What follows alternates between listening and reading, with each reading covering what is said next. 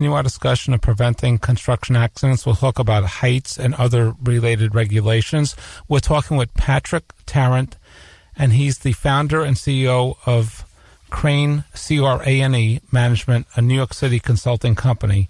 You're listening to Law You Should Know here on WHPC, the voice of Nassau Community College in Garden City, Long Island, New York, and over the internet at ncc.edu/WHPC. We'll be back in a moment. This portion of programming on WHPC is brought to you on behalf of the Nassau County Bar Association, who wants you to know about ADR, Alternate Dispute Resolution, which can help you avoid costly, lengthy, and uncertain litigation in court. By resolving disputes through mediation or arbitration, it gives you control over who decides your case. A mediator helps all parties to reach an agreement they can live with, or an arbitrator selected by the parties hears and decides the case. Your attorney can still represent you, but you control who decides your case. ADR is faster and less stressful than fighting in court, and it is a great way to resolve divorce, employment, or commercial disputes. ADR is now offered through the Nassau County Bar Association. Find out more about how ADR can help resolve your dispute by calling 516-747-4070 or visit nassaubar.org.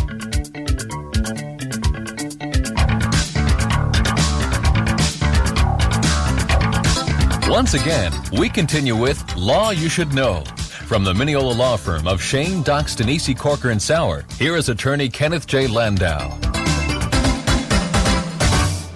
Hi, this is Ken Landau, and welcome back to Law You Should Know. We're talking about preventing construction accidents.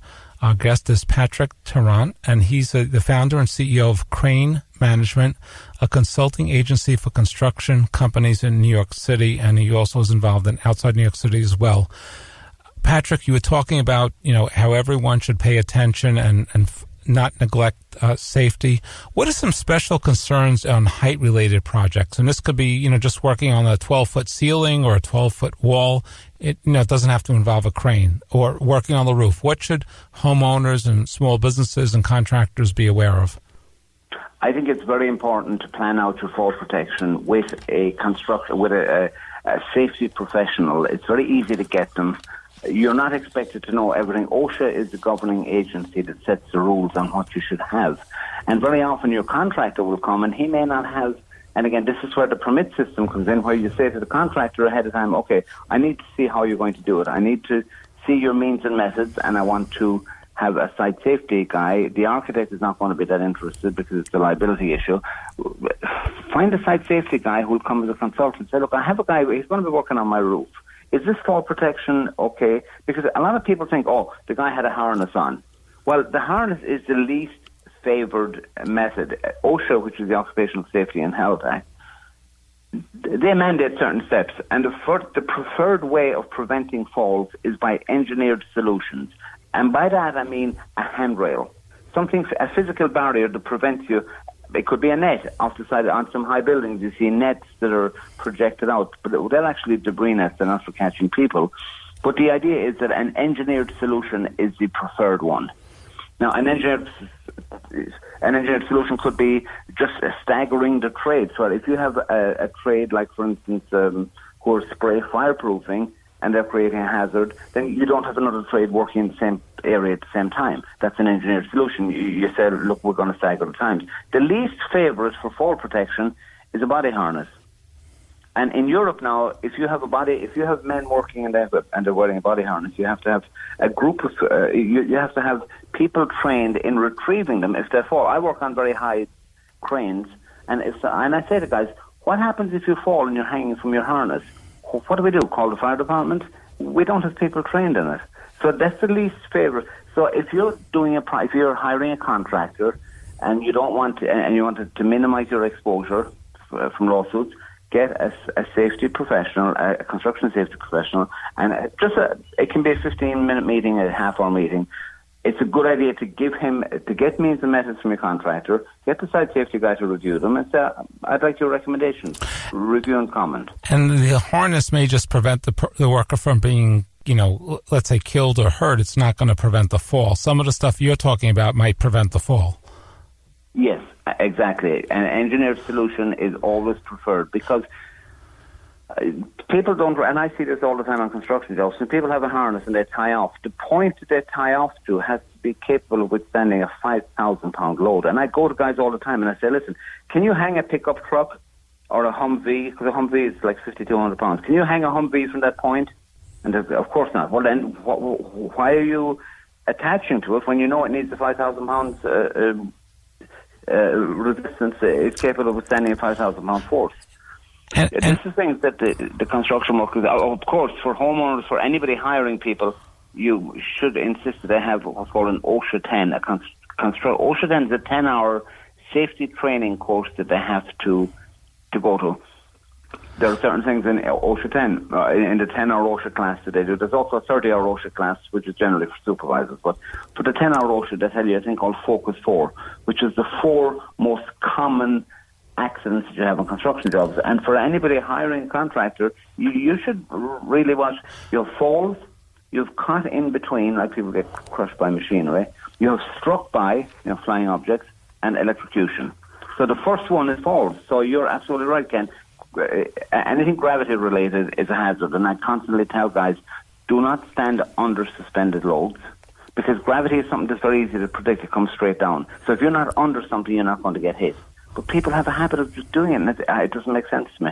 And also, they may feel invincible on the roof or at a very height, but it only takes a second for something to go wrong or for them to lose their balance. Absolutely. And what, in terms of scaffolding and ladders and access to the scaffolds, it's important to have it set up properly, also to prevent falls and problems for everyone. Yeah, there are so many different kinds of scaffolds now. They're so easy to set up. There's mobile scaffolds, portable scaffolds, little, what they call baker scaffolds. They're actually very efficient to work from. The problem with ladders is that you must maintain 3 points of contact. And I tell this to guys, when they're climbing a ladder, either 2 hands on the ladder while they're moving their foot up to the next rung, or when they're moving a hand up to the next rung, they should have 2 legs. You need 3 points of contact. That's why people. I recently was involved in a crane job at NYU Langone on East 30th Street, and Turner Construction actually have a rule: you're not allowed to work from a ladder, which I agree with. A ladder is for access to get you to where you're working. And sometimes sometimes the workers are in a rush, and they might rush through those 3 points of contact. Absolutely, I see it all the time. I see guys climbing ladders, bringing things on their shoulders. And the solution for that is very simple. You go up the ladder, you drop a rope from a secure point, you put whatever you're bringing up in a bucket, you climb the ladder and you pull the rope up. It's not rocket science, it's very simple to do, but the inclination has to be there. People tend to say, it's just a reach, it's just a quick... And if you're gonna use a ladder, you've got to make sure it's positioned properly, it's the proper height, and it's, tied off, or there's assistance for it, etc.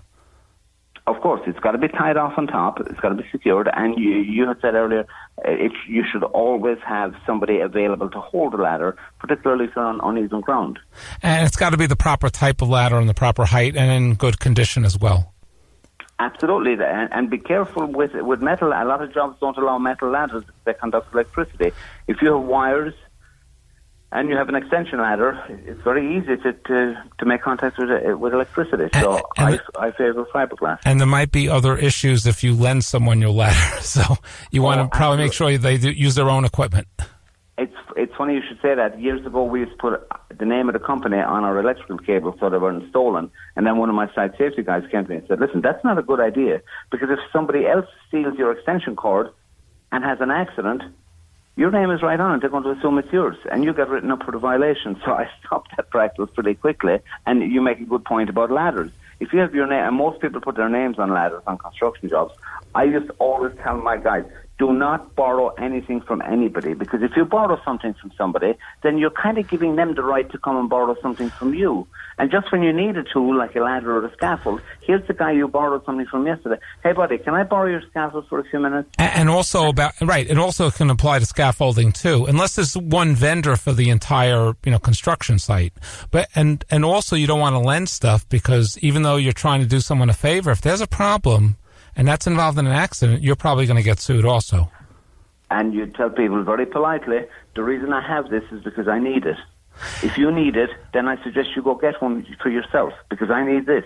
Right. And it's tough, and I would always tell my guys, never borrow from people, and if you want to borrow from you, I'm sorry, I'm not authorized to lend anything. Right. In fact, in New York City, on scaffolds, very often I've seen where you have to sign a waiver that you're getting on somebody. If somebody sets up a scaffold, let's say the demo guy sets up a scaffold, and then I go up and I do something, say I'm putting in a beam, and then another trade comes behind me for fireproofing. It doesn't make much sense to keep taking the scaffold down and putting it up again. So they'll say, okay, the first guy, he'll have people sign a release that they take responsibility. Okay. We are running out of time, but I just want to ask you, how will Trump's immigration plan affect safety in construction? I think it'll be very bad for safety in construction because right now, unfortunately, there's a lot of undocumented workers in this area, in the New York metro area, where that's, I think, basically full employment in construction. So now there's certain parts, particularly in the non-union world, where there's undocumented workers.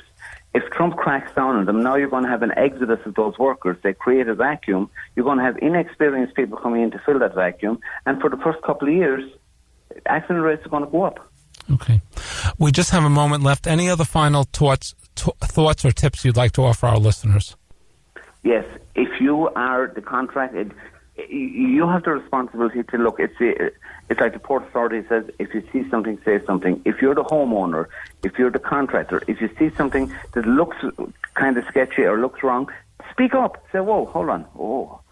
And have your permit sheet. Look down. What's the 6 resources you need to get the job done, and make sure that everybody on your team is aware of that. You've got your 6 resources, and make it the company or the corporate culture or your own culture. Guys, here, I used to have a sheet, and I had PE or MIT written down the left-hand side, and I'd say to my project managers, I want you to fill out that permit sheet. Come back to me, and I would critique exactly what he planned on having on the job.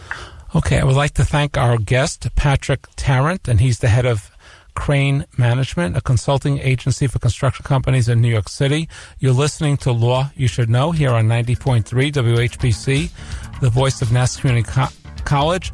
Also over the internet at ncc.edu/WHPC. Please join us next week at this same time for another program on Law You Should Know.